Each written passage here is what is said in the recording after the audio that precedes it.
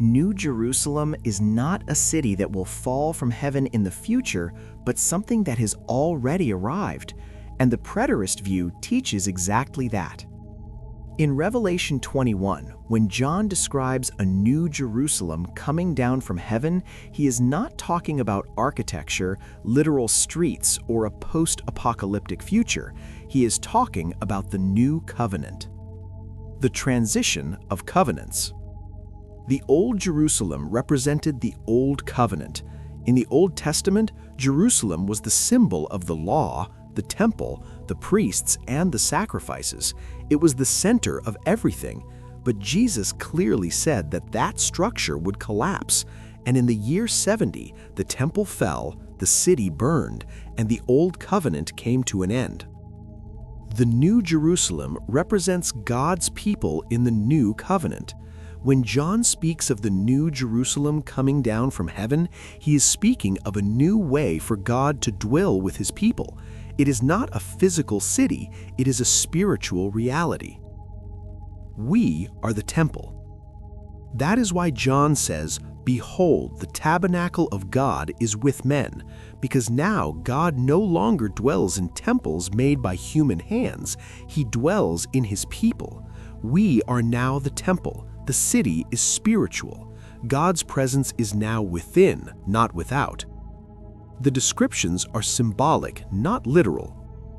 Pearls, gold, wall of jasper, translucent streets. All these descriptions are symbols of fullness, communion, purity, direct access to God, absence of guilt, and absence of separation.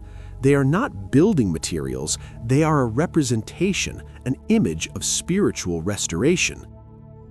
New heaven and new earth.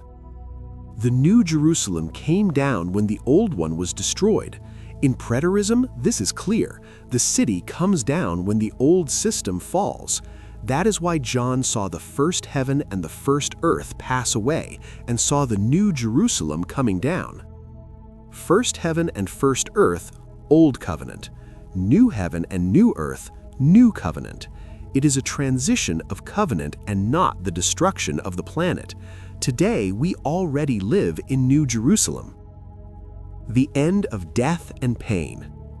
And this is where it all fits together, because New Jerusalem is not a place we go to, it is the spiritual reality we have been living since the year 70. When John says that there will be no more death, he is not talking about physical death, he is talking about spiritual death caused by the separation between God and man under the Old Covenant, a system based on accusation, condemnation, guilt, and sacrifices.